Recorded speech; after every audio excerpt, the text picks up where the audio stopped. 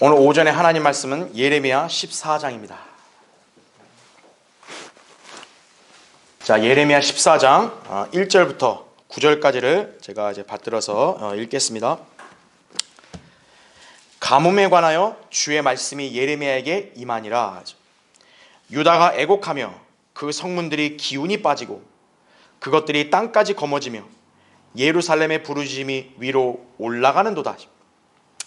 그들의 귀족들이 그들의 어린 것들을 물로 보내었으나 그들이 우물에 가서 물을 찾지 못하여 그릇들이 빈 채로 돌아오니 부끄럽고 창피하여 그들의 머리를 가렸도다. 땅에 비가 없어 지면이 갈라지므로 밭 가는 사람들이 부끄러워 자기들의 머리를 가렸도다. 실로 암사슴이 들에서 새끼를 낳아도 풀이 없으므로 그것을 버렸도다. 들나귀들은 높은 곳에 서서 용들처럼 코로 바람을 맡으나 풀이 없으므로 그들의 눈에 힘이 빠져도다. 오 주여, 우리의 죄악들이 우리를 거슬러 증거할지라도 주께서는 주의 이름을 위하여 그 일을 행하소서. 이는 우리의 타락함이 많으며 우리가 주를 거역하여 죄를 지었음이니이다. 오 이스라엘의 소망이시여, 고난의 때의 구원자시여, 어찌하여 주께서는 그 땅의 타국인 같으시며 하룻밤을 묵기 위하여 지나치는 나그네 같으시나이까? 어찌하여 주께서는 놀란 사람 같으시며 구원할 수 없는 용사 같으시나이까?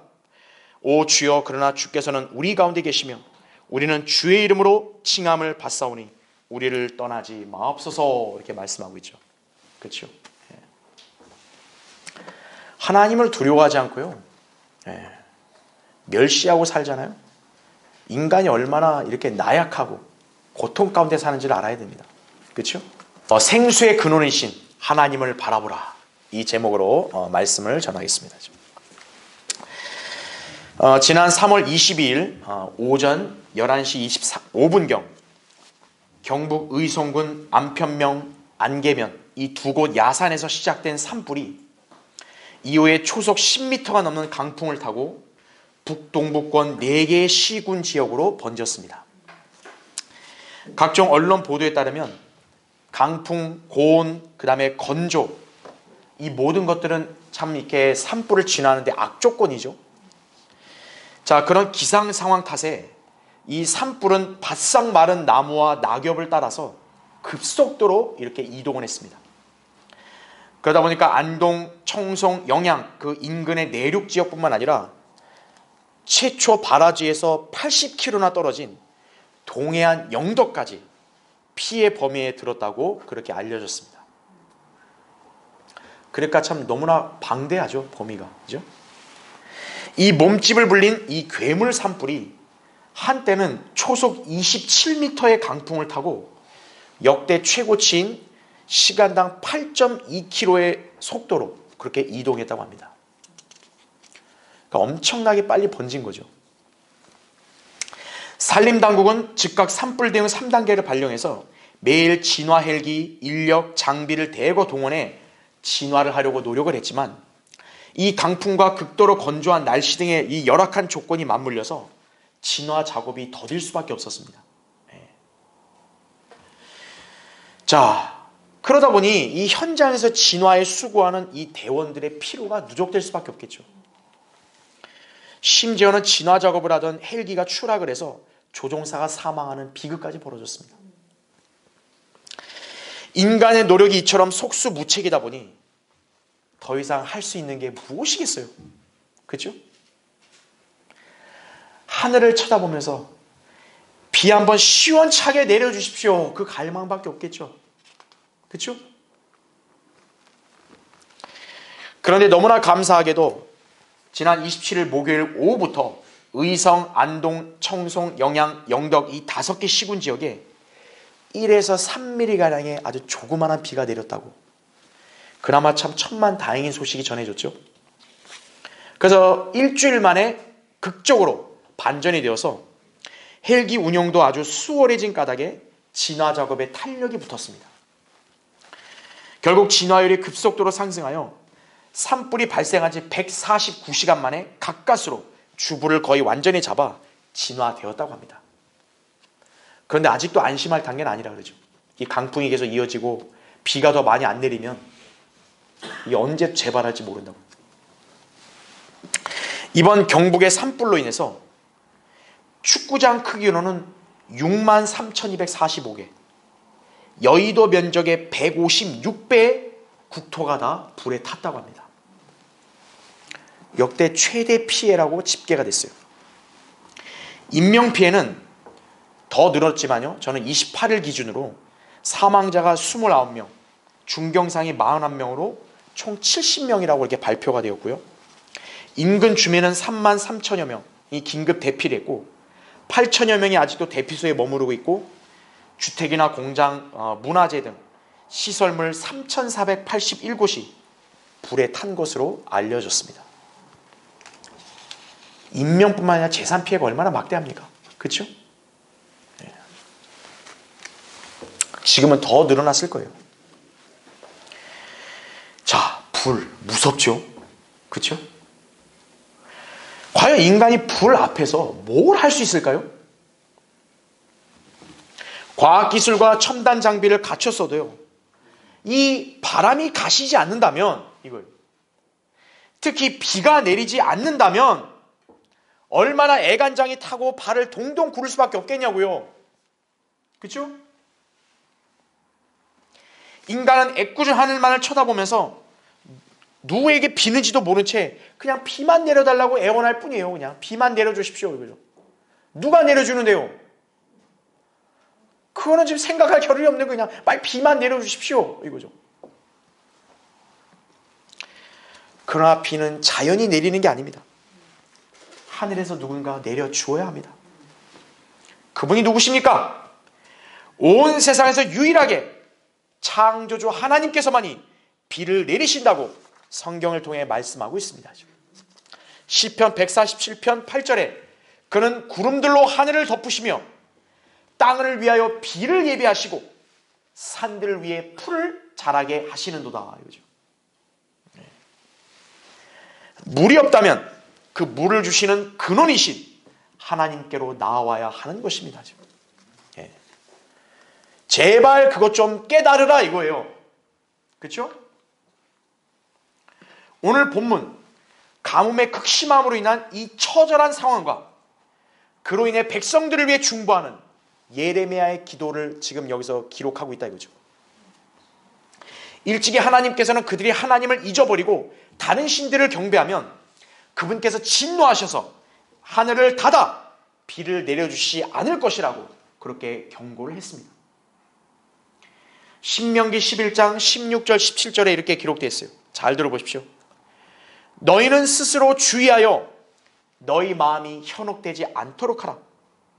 너희가 돌이켜서 다른 신들을 섬기며 그들을 경배하면 그때는 너희에게 주의 진노가 일어나며 주께서 하늘을 닫아 비를 내리지 않으시어 그 땅이 열매를 내지 못하리니 너희는 주께서 너희에게 주신 그 아름다운 땅에서 속히 멸망되지 않도록 하라 말씀하는 거예요.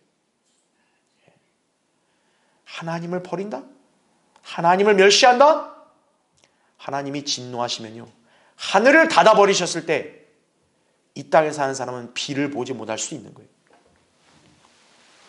비가 안 내리면 이 땅에 뭐가 없는 겁니까? 물이 없는 거예요. 물 없이 살 수 있을까요? 가뭄이나 산불의 재앙이라는 이 비참한 현실에 직면하고 싶지 않으면 하나님을 두려워하고 그분을 의뢰하라 이거예요. 이것이 재앙에서 피할 수 있는 유일한 비결이다 이거죠. 자, 우리는 이런 재앙을 통해서 물이 얼마나 소중한지를 새삼 깨닫게 되죠. 좀 안 마시면 어때? 좀 안 씻으면 어때? 그게 아니라 정말 이 물 하나가 이렇게 소중하구나. 산불이란 재앙을 통해 깨닫는 거죠. 그 물은 하나님께서 하늘에서 비를 내려주셔야만 한다 이거죠. 주님은 분명히 의인을 위해서 비를 주신다고 말씀하십니다. 악인은 뭘까요? 단지 그리스도인들로 인해 주님의 자비를 입을 뿐이에요. 마태복음 5장 45절에 나온다 이거죠.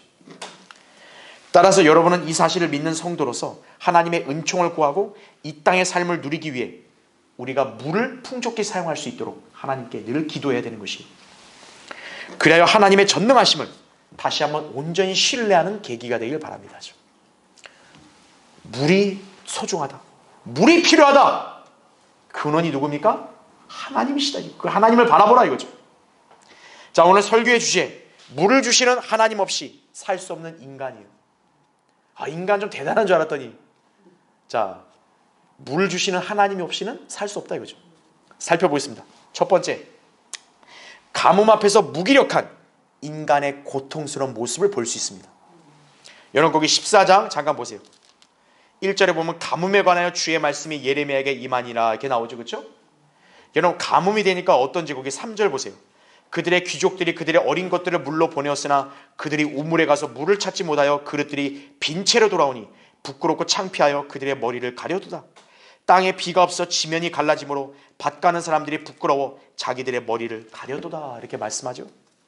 그리고 5절 6절에도 똑같이 나온다 그죠. 짐승도 못 사는 거예요. 자, 오늘 본문은 유다 민족이 하나님의 심판으로 인해 가뭄을 당하여 얼마나 처절하게 고통당하고 있는지를 설명하고 있습니다. 자, 가뭄이 나니까 어때요? 이제 농작물을 제대로 수확을 못 거둘 수 있죠. 그렇죠? 재산이 없어지겠죠? 그러면 귀족들이 종들을 거느릴 그런 재간이 있을까요? 없죠? 종들 떠나버리죠? 귀족의 체면과 위신이 말이 아니다 이거예요. 그러니까 어떻습니까? 종을 시킬 수 없으니까 자기 아들들을 보내는 거예요. 야, 가서 물이나 좀 한 잔 떠와봐라. 자, 물을 뜨려고 했더니 우물이 말라버린 거예요. 빈 그릇으로 다시 돌아옵니다. 얼마나 부끄럽고 수치스럽겠어요. 그렇죠? 명색이 내가 귀족인데, 그죠?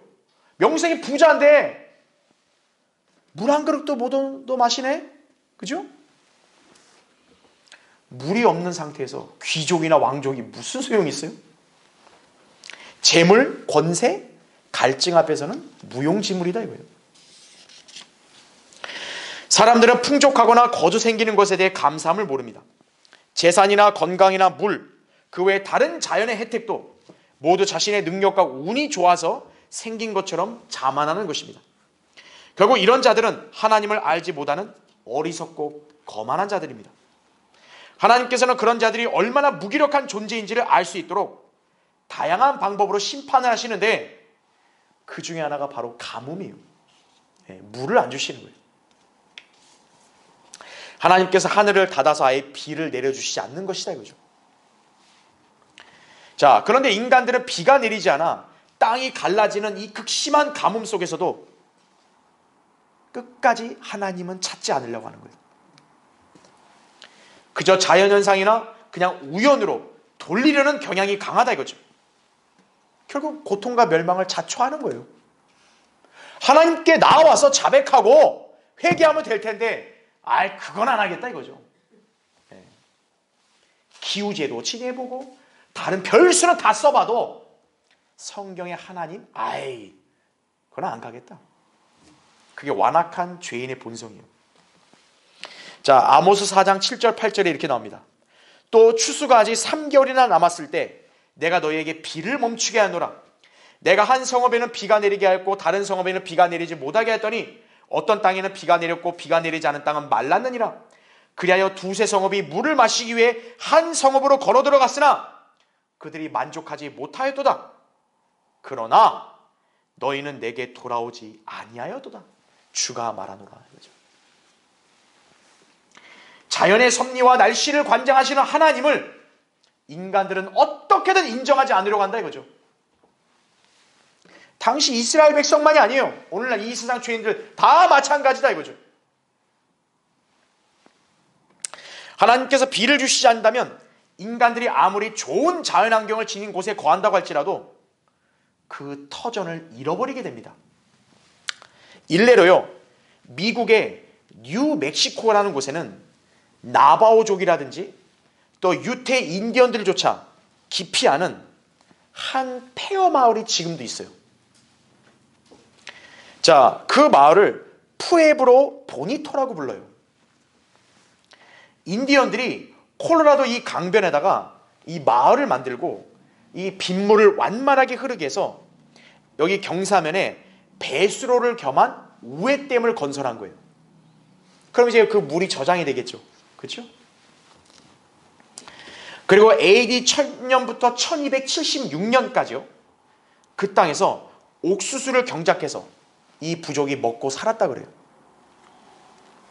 그런데 그들이 약 1200년 동안요, 연료와 건축을 위해서요, 그 숲속의 나무를 막 마구잡이로 베어내고 벌목을 하니까 이 수분을 저장할 능력을 완전히 상실해버린 거예요, 토양이. 그러니까 어떻게 했어요? 수분이 저장 안 되니까 건조해지고 황폐화되겠죠, 그렇죠? 뭐 때문에요? 인간들이 그 나무를 욕심내서 자연과 인간의 균형이 깨져버렸죠. 자, 공교롭게도요, 1276년에는요 1년 동안 이 마을에는 비가 내리지 않은 거예요. 그러니까 어떻게 됐습니까? 한운 수 없이 사람들이 다 거기를 떠나버린 거죠. 푸에브로 보니토, 정말 살기 좋다고 그렇게 자부하면서 그 부족들은 아무 걱정 없이 살 거라 생각했는데 한순간에 터전을 잃어버렸죠. 그 마을이 지금도 그대로 있다 그래요. 그러니까 웬만한 원주민들이 거긴 잘 안 갈라 그러잖아요. 워낙 얼마나 폐허가 됐으면. 주님께서 비를 안 주시면요, 그렇게 된다는 점 아셔야 돼요. 이번에 경북 지역을 위시해서 전국적인 산불의 기세가 꺾이지 않는 원인으로 건조한 날씨가 지목되고 있습니다. 자, 여기에 필요한 게 뭐겠어요? 비라고요. 건조한 날씨가 해결되려면 비밖에 없어요. 근데 기상청의 전망에 따르면 오는 4월에도 예년보다는 더 비가 적을 거라고 전망을 했어요. 참 안타까운 소식이죠. 기상청은 4월 강수량은 평년의 70에서 한 99.3mm, 보통 그게 평균이었대요, 4월에. 그거보다 적거나 비슷할 확률이 40%라고 그렇게 밝혔다는 얘기죠. 그러니까 예년보다는 올해 4월에는 비가 더 훨씬 적을 거다, 이 확률을 더 높게 보는 거예요. 또한 올해 2025년 3월 24일까지만 보더라도요, 전국의 강수량은 77.7mm였다 그래요. 올해 1월부터 3월 24일까지. 근데 평년의 같은 기간을 비교해 보니까 다른 연도에는 강수량이 108.2mm 왔었대요. 근데 올해는 77mm밖에 안 온 거예요. 결국 비율은 73.6%밖에 안 온 거예요. 예년 평균에 비해서 올해는. 특히 지금 산불이 연달아 발생하고 있는 영남 지역을 예로 보면 더 심각해요. TK 경북 지역은 그 평균보다도 65%밖에 비가 안 왔고요. 부울경 지역은 52.5%밖에 안 왔다는 거예요. 가뜩이나 비가 제일 필요한 지역이 영남 지역인데 예년 평균보다 훨씬 못 미치죠. 이러니 그 지역 주민들이 속이 얼마나 타들어가겠어요. 비가 안 내리면 자칫 또 대형 산불이 재발할 소지가 있잖아요. 그렇죠? 자, 한편 올해 1월 발생한 미국 캘리포니아 산불.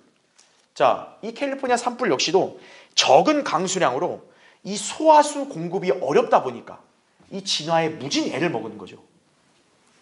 LA의 경우를 보면 작년 2024년 2월에 역대 최대 규모의 폭우가 쏟아졌다 그래요. 비가 엄청 많이 오니까 되게 힘들었겠죠, 그렇죠? 그런데 봄부터 시작해서 그해 12월까지 무려 8개월 동안은 비가 거의 안 내렸다 그래요.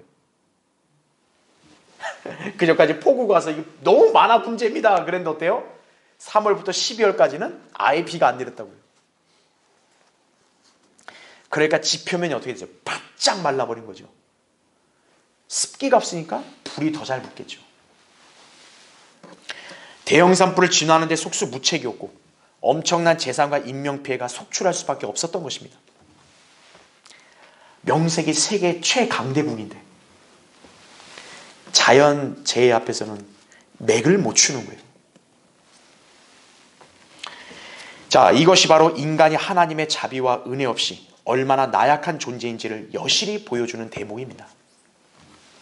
자, 여러분, 하나님께서는 인간의 생명의 근원이 되는 물을 주시는 분이라는 점을 우린 잘 알아야 됩니다. 우린 단지 그분께서 주시는 이 은혜 가운데서 살고 있는 것뿐이에요. 이 세상 죄인들은 하나님을 여전히 찾지 않고 자기 지혜나 능력만 맹신하고 있다 이거죠. 과학기술과 그런 경제력만 의존하는 거죠. 인간의 악한 본성입니다. 그러나 우리는 이미 깨달을 수 있어요. 하나님의 도우심이 없다면 살 수 없다는 점을요. 가뭄을 통해서도 깨달을 수 있는 거예요. 최소한의 상식과 양심이 있어야죠. 인간의 갈증, 가뭄의 황폐함, 그것을 해결할 수 있는 분은 오직 하나님이심을 다시 한번 확신하고 그분을 전적으로 신뢰하며 바라보아야 할 것이다 이거죠. 예. 불상이나 절간 가봐야 아무 의미 없다 이거죠. 경상도에 그런 거 얼마나 많아요. 절간이나 불상이 아무 의미 없다 이거죠. 비를 주시는 창조주 하나님을 의뢰하고 또 그분을 믿고 살아야 된다 이거죠. 자, 물을 주시는 하나님 없이 살 수 없는 인간. 두 번째로, 자연현상을 주관하시는 하나님의 섭리를 믿어야 합니다. 여러분 잠깐 욥기 36장 한번 보세요. 자, 거기 36장 27절부터 31절 보겠습니다. 그가 물방울을 작게 만드시나니 그 물방울들이 수증기대로 비로 쏟아지느니라. 구름은 수증기를 물방울로 만들어 사람 위에 많이 떨어뜨리는도다. 누가 구름이 펼쳐진 것이나 그의 장막의 소리를 알아차릴 수 있으랴. 보라, 그분은 장막 위에 그의 빛을 펴시고 바다 밑을 덮으시는도다. 그것들로 그분은 백성을 심판하시며 그분은 풍성하게 식물을 주시는도다. 이렇게 나오죠, 그렇죠? 예. 어떻습니까? 비가 내리는 과정을 묘사하는 게 굉장히 과학적으로 이렇게 비춰지지 않나요, 그렇죠? 예. 세상 사람들은 비가 내리거나 날씨가 맑은 것과 관련해서 그런 기상현상은 한낱 자연의 섭리에 불과하다고 그렇게 생각을 합니다. 그러나 하나님 말씀에 따르면 전지전능하신 창조주 하나님께서 자연현상을 관장하십니다. 예. 과학과 기술은 자연현상을 관측을 하는 것이지 주관하는 게 아니에요. 예. 비가 우연히 만들어진다? 구름이 알아서 모여서 알아서 수증기가 되고 알아서 비가 내린다? 천만의 말씀이라는 거죠. 과학적으로 그걸 운용하시는 분이 있는 거예요. 하나님이시다 이거죠. 자, 과학적으로 말할 때 비는 구름에서 내립니다. 그리고 물은 비에서 비롯이 되죠. 성경도 이 점을 증거하고 있습니다. 그러면서 그런 과학적인 현상을 창조하시고 주관하시는 분이 하나님이심을 명시하고 있다 이거죠. 예, 과학이 하는 게 아니고 그런 과학적으로 보이는 현상을 하나님께서 그렇게 운용하신다는 거죠. 자, 욥기 37장 바로 그 다음 장에 거기 10절부터 12절 보세요. 하나님의 입김으로 인하여 서리가 내리고 물의 너비가 줄어드는도다. 그분은 또한 물을 대심으로 두꺼운 구름에 짐을 지우시며 그의 빛나는 구름을 흩으시는도다. 구름은 그분의 계획에 따라 돌아다니니 이거예요. 구름이 자기가 알아서 돌아다니는 게 아니고 이는 그것들로 그분이 명령하신 것은 무엇이나 땅에 있는 세상의 표면에서 이루게 하려 함이라. 이렇게 말씀하는 것이죠. 그분이 구름을 오게 하시는 것은 바로잡음이나 그의 땅이나 자비를 위해서니라 이거죠. 구름이 왜 저렇게 움직이는가? 하나님의 계획에 따라 움직인다 이거예요. 자, 욥기라는 책은 뭡니까? 지금부터 약 3,800년 전에 기록된 책이에요. 그런데 현대의 과학보다 훨씬 앞서 있다 이거죠. 눈, 비, 서리 어떻게 다 알아서 형성되는 게 아니고 하나님의 명령에 따라 형성이 된다는 거예요. 우리가 읽지 않겠지만 그 다음 장 38장 26절 29절을 보면 눈, 비, 서리 하나님 명령으로 생기고 사라지고 그런다 이거죠. 지구상의 모든 생물들이 생명을 유지하기 위해서 이 필요한 수분 하나님께서 비를 통해 공급해 주신다는 사실이죠. 여러분 식물도 비가 있어야 자랄 거 아니겠어요? 짐승도 비가 내려서 물이 있어야 그 물을 마시고 살죠. 따라서 우리는 성경을 통해 분명하게 하나님께서 자연을 관장하신다는 점을 알고 믿을 수 있는 것입니다. 레위기 26장 3, 4절에도 너희가 내 규례들을 행하고 내 계명들을 지키고 그것들을 행하면 내가 알맞은 시기에 비를 주리니 이렇게 말씀하는 거예요. 물론 이건 하나님이 이스라엘과 맺는 언약인 율법에 근거한 거지만 여기서 우리가 강조하는 건 뭐냐? 하나님이 원하시는 대로 시기에 맞춰 비를 준다는 거예요. 그럼 이방인들이든 그리스도인들이든 그런 하나님을 의뢰하고 살아야죠. 하나님을 부인하는 과학을 인간이 신뢰하고 살아야 될까요? 과학은 비속하고 허황된 말장난에 지나지 않는다고 디모데전서 6장 20절에 말씀하고 있다 이거죠. 성경을 거스르는 과학은요, 그건 무가치한 겁니다. 세상 죄인들은 창조 하나님을 믿지 않고요, 단지 자연을 어머니처럼 신격화해서 오히려 자연을 숭배하고 있습니다. 우리 한국 사람들에게 좀 생소할 수 있어요. 우리 한국어에는 어머니 자연이라는 표현을 쓰지 않는데 영미권 국가에서는 자연을 얘기할 때 Mother Nature라고 얘기하는 거예요. Nature이 자연인데 그 앞에 Mother이라는 단어를 붙이는 거예요. 어머니. 그러니까 뭐냐면은 이게 생명이 다 어머니에서 나온다고 생각하니까 자연도 그 정도 급이 된다고 여기는 거예요. 그러니까 어머니 자연이라는 말 붙이는 거예요. 이것은 하나님을 부인하기 위한 죄인들의 본성에서 기인된 것이다 이거죠. 그러니까 생명을 자연이 난다고 그렇게 다 착각을 하는 거죠. 자, 그러다 보니까 어떤 일이 벌어지냐? 온갖 눈에 보이는 자연세계 피조물들, 이 피조물들을 숭배하기까지 하는 거예요. 자연을 너무 축혀 세우니까 어때요? 자연세계 피조물을 형상을 만들고 거기다 신격화시키는 거예요. 그래서 자, 제가 아까 얘기했던 이 푸에브로 보니토라는 마을 있죠. 아까 이 마을 결국 황폐화됐죠. 이 원주민들은요, 뱀을 숭앙했다 이거예요. 자, 비가 오지 않으니까 이 원주민은 뱀한테 제사를 지낸 거예요.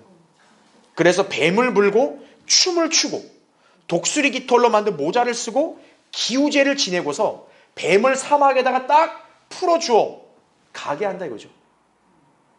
그게 이 사람들에게는 비가 온다고 생각하는 거예요.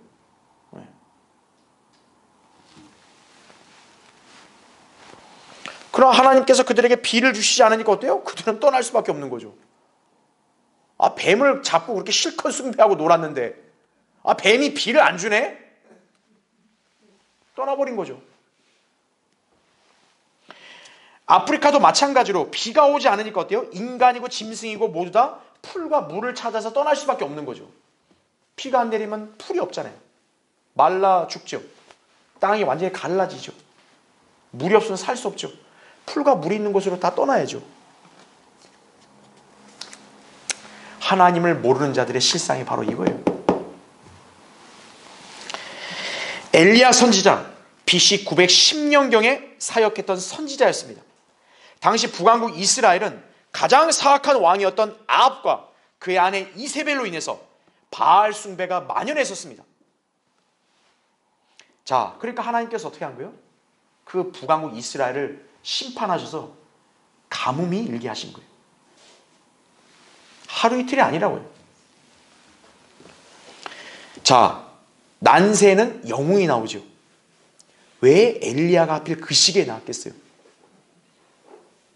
그 나라와 사회가 그토록 엉망이기 때문에 하나님께서는 그만큼 능력 있는 선지자를 일으키시는 거예요. 하나님께서 어지러운 시기에 바로 그 엘리야를 보내셔서 그들을 책망하시고 바로 심판하셨다 이거죠.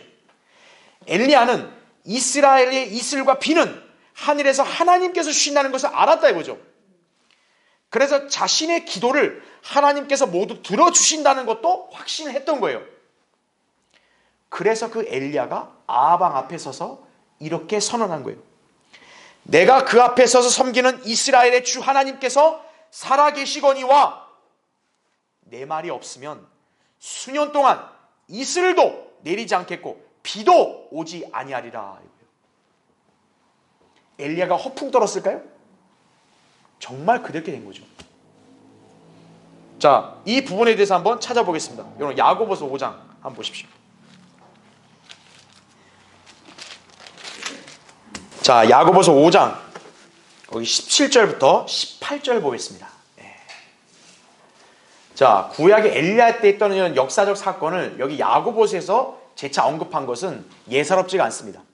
왜냐하면 이거는 예언적으로 장차 재현될 것이기 때문에 그런 거예요. 자, 거기 5장 17, 18절 보세요. 엘리야는 우리와 같은 성정에 속하지 사람이지만, 그러니까 쉽게 말하면 우리 같은 사람이다 이거예요. 근데 보세요. 비가 오지 않기를 간절히 기도하였더니 무려 얼마 동안요? 3년 6개월이나 땅에 비가 오지 않았고 이거죠. 왜 하필 3년 6개월이냐? 이것도 예언적인 의미가 있는 거예요.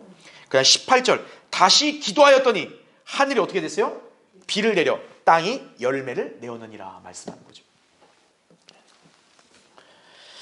자, 그러니까 엘리야는 어떤 거예요? 그런 하나님을 온전히 신뢰하는 선지자니까 담대하게 선언한 거죠. 내가 이렇게 간절히 기도했기 때문에 내가 하나님께 기도한 대로 비가 내리지 않을 거다. 그렇게 확신한 거죠. 무려 기간 얼마요? 3년 6개월. 자, 한편 지금의 가뭄과는 비교도 안 될 정도로, 자, 언제 또 극심한 가뭄이 있을 것이냐? 대환란 때요. 제가 방금 왜 3년 6개월을 강조했는지 아시겠죠? 그렇죠? 예. 이 가뭄이 바로 엘리야가 있던 당시에 3년 6개월 동안 비가 내리지 않았던 때와 동일할 것이다 이거예요. 예.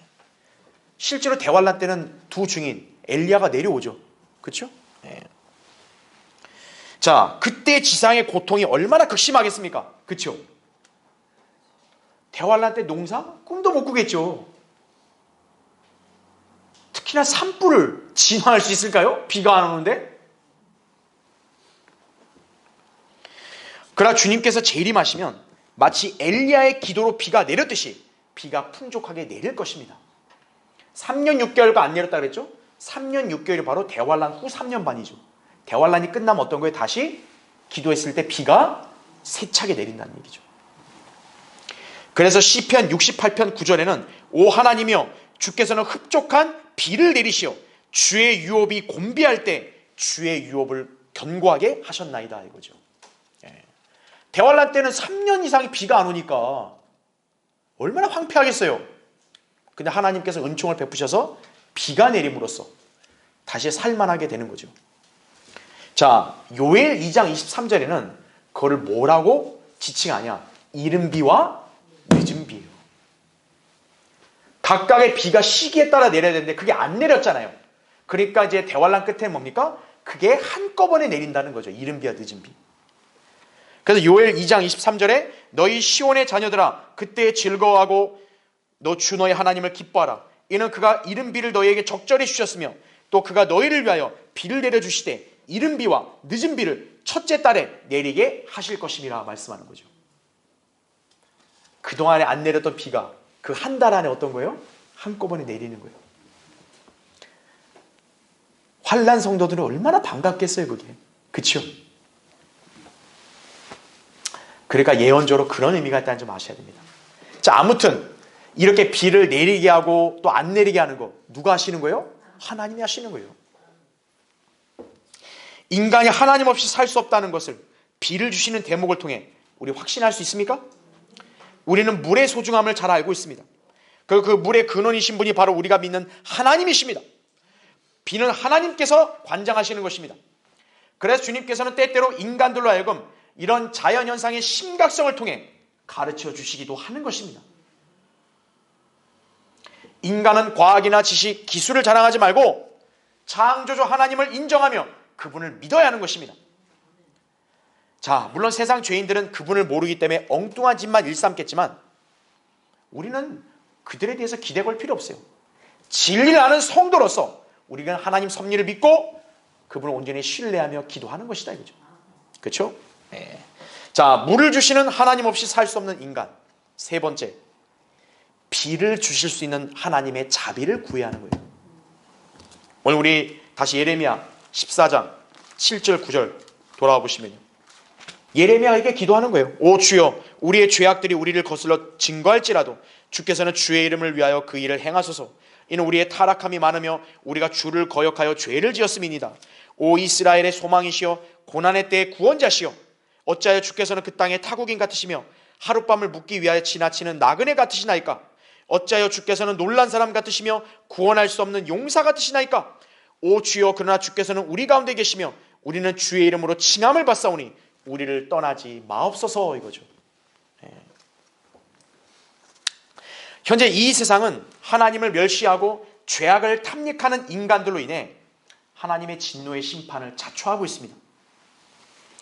자, 과연 하나님께서 이런 상태의 그 죄인들의 삶을 윤택하게 해주셔야 할 책임이 있을까요? 사실 하나님은 그런 책임 없어요. 인간이 자초했으니까.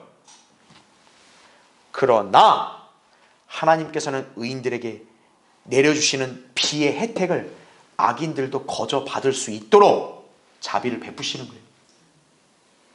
하나님 보시기에 이런 악인들이 정말 진노할 정도로 악을 행해도 그래도 하나님은 우리 의인들을 위해서만 따로 비 내려주는 게 아니라 같이 혜택을 보게 해주시는 거예요. 그 하나님의 자비를 어찌 해야 되겠어요? 태양? 마찬가지죠. 하나님께서 우리 교회 안에만 태양 비춰주고 저기는 어둡게 하나요? 아니라는 거죠. 공기? 그 외 자연환경? 악인들은 사실 전혀 누릴 자격이 없는데 하나님께서 의인들에게 주신 이 복을 그들이 그냥 같이 이 세상에 있다는 것만으로 덩달아 누리고 있는 것뿐이에요. 하나님의 자비다 이거죠. 인간들이 자연재난의 고통과 위기로부터 벗어나기 위해서는 하나님의 자비를 구해야 합니다. 비록 평소에는 인생을 사는데 아무 문제가 없다고 해도 정말 언젠가 내가 하나님의 도우심이 아니라 없이는 이 극심한 곤경과 환난 가운데 처할 수 있고 빠져나올 수 없는 거예요. 인간은요. 산불 보십시오. 정말 몇 주 동안 얼마나 고통스럽고 얼마나 끔찍하고 얼마나 무서운 일이에요.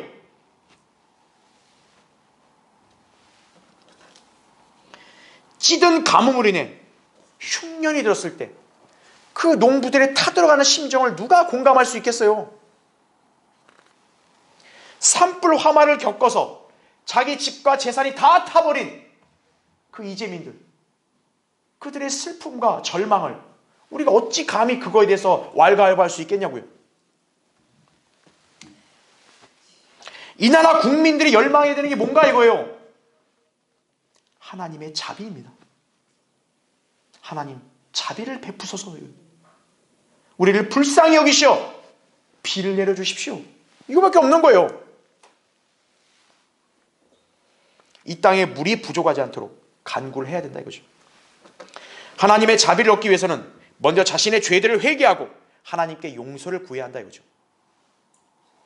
그러면 하나님께서는 그런 인간들에게 자비를 베푸시는 분이심을 잠언 28장 13절에 말씀하고 있어요. 하나님은 너무하신 분 아니에요. 하나님은 자비를 무한히 베푸시는 분이에요. 인간들에게 그렇게 당했어도 하나님은 그 인간이 회개하면 들어주시는 분이에요. 그게 하나님이세요.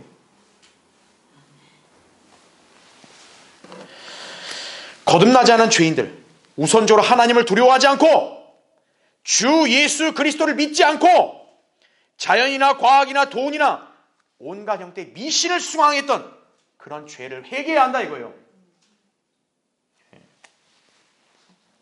그냥 살려주십시오. 그냥 순간 그냥 위기만 그냥 그 빠져나가려고 모면하려고 그런 건 소용없다 이거예요.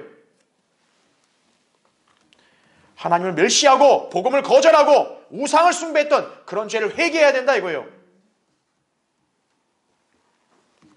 그러면 하나님께서는 자비를 베푸시어 우리가 살 수 있는 환경을 조성해 주시는 것입니다.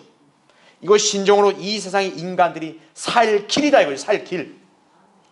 자, 한 번 더 볼까요? 사도행전 14장 한번 보세요. 사도행전 14장 거기 16절부터 17절.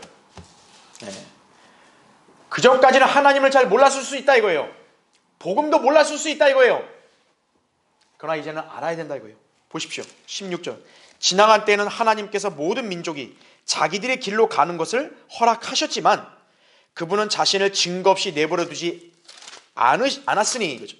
이는 그분이 선을 행하시고 우리에게 하늘로부터 뭐를 주신다고요?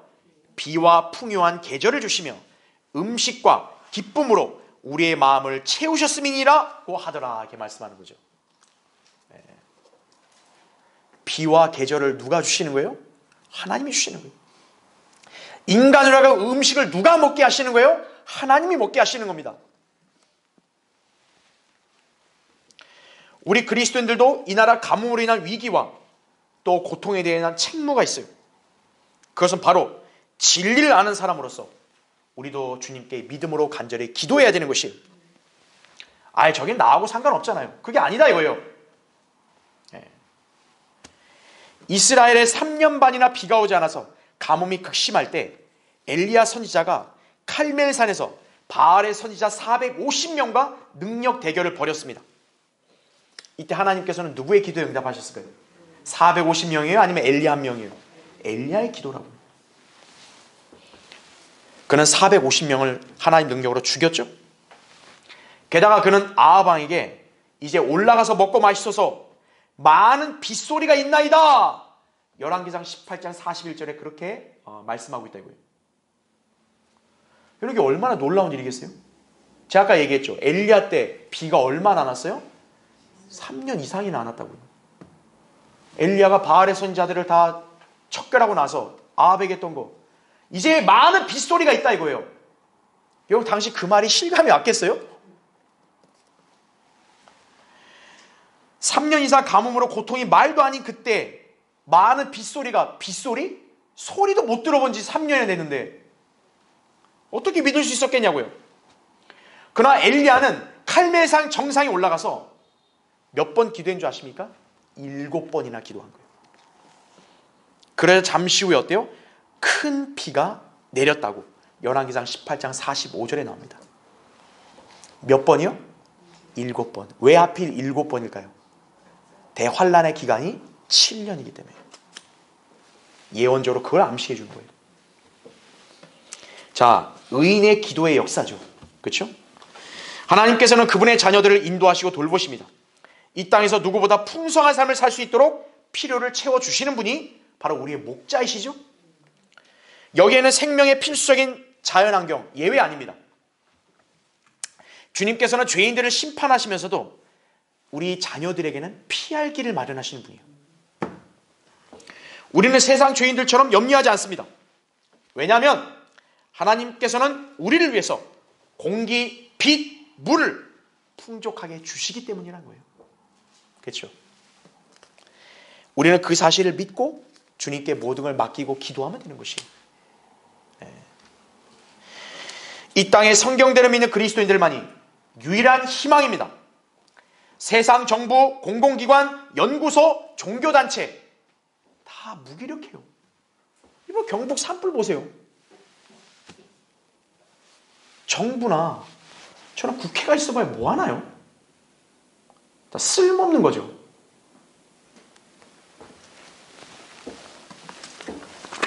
과학연구기관이 있든 지자체가 있든 무슨 의미가 있나요? 비 한 번 내리니까 다 끝나버리잖아요. 그렇죠?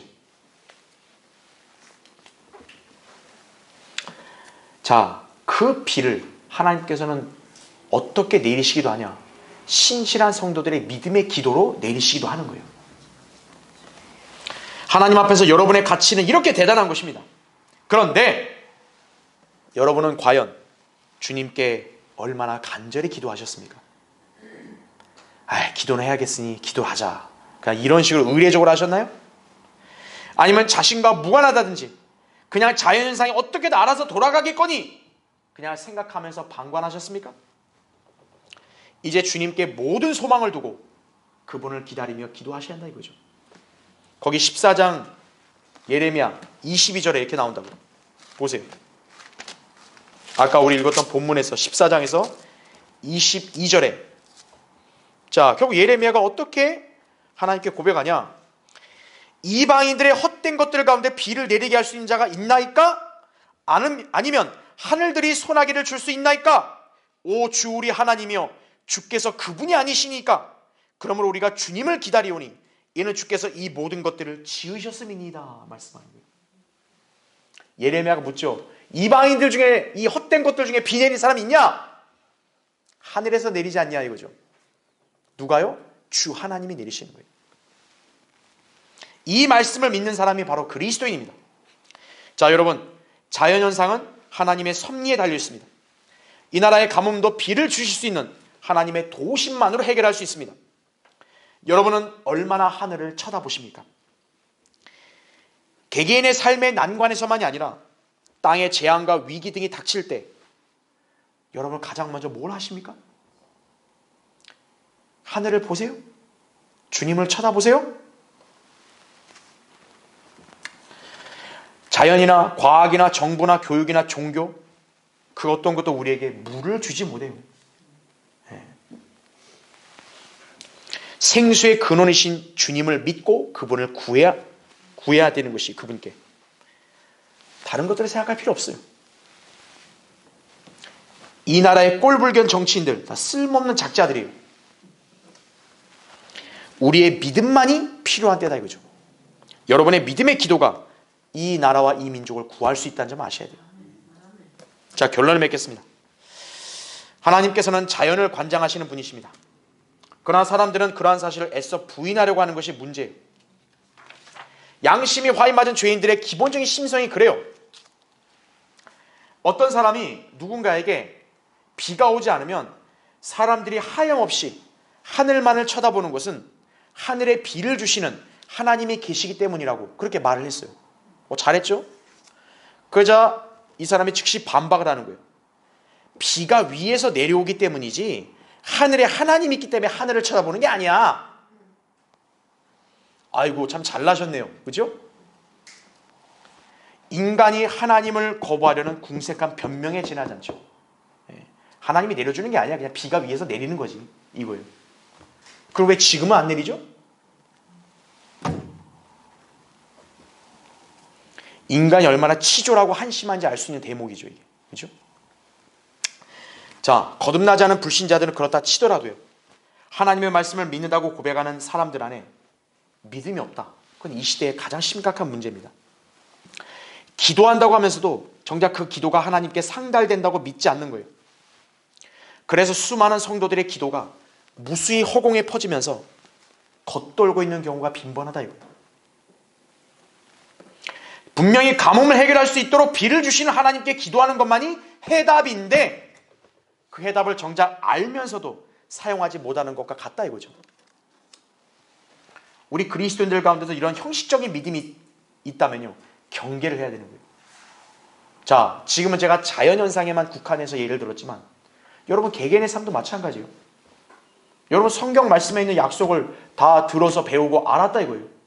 그럼 정작 그 말씀 그대로 온전히 신뢰해서 어떤 일이 발생했을 때 당황하거나 주저하지 않고 기도했는가 이거예요. 기도하면 확실하게 믿었는가 이거예요. 늘 우리는 돌아봐야 되는 거예요. 성경대로 믿는 그리스도인들, 주님께로부터 기도응답의 약속을 받았습니다. 우리의 기도는 우리 안에 내주하신 성령님, 저기에 계시는 예수 그리스도가 모두 중보하신다 이거예요. 하늘에 계신 아버지께 우리의 기도는 상달이 되는 겁니다. 자연생태계 먹이사슬을 관장하시고 이 자연현상을 주관하셔 수증기와 구름을 통해 비를 내리시고 물을 주시는 분, 우리 각인의 아버지 하나님이신 거예요. 그렇죠? 따라서 우리는 그분께 기도할 수 있습니다. 여러분은 이 기도의 중요성을 얼마나 인지하고 계십니까? 여러분의 기도로 이 나라 위기를 해결할 수 있다는 것을 알아야 합니다. 자, 여러분, 때를 따라 비를 주시고 물을 공급하시는 하나님께서 이 나라에 비를 잘 안 주시는 이유, 우린 자세히는 알 수 없습니다. 다만 우리가 할 수 있는 건 있어요. 기도하는 겁니다. 야고보서 5장 16절에 나온 대로 의인의 효과적이고 열렬한 기도, 역사하는 힘이 많다고 말씀하셨습니다. 그리스도인의 특징이 뭡니까? 저 하나님의 전능하심을 이 땅에 실현시킬 수 있는 사람들이에요. 우리의 기도는 불가능이 없다고 그랬잖아요. 이 땅은 지금 물이 필요합니다. 여러분의 기도로 비를 얻었다는 간증을 지닐 수 있다는 점을 기억하십시오. 다른 사람들이 안 알아줘도 돼요. 상관없어요. 내 기도 응답의 간증이라고 그렇게 고백할 수 있는 거예요. 생수의 근원이신 하나님을 믿고 바라보며 살기를 바랍니다. 자, 기도하겠습니다.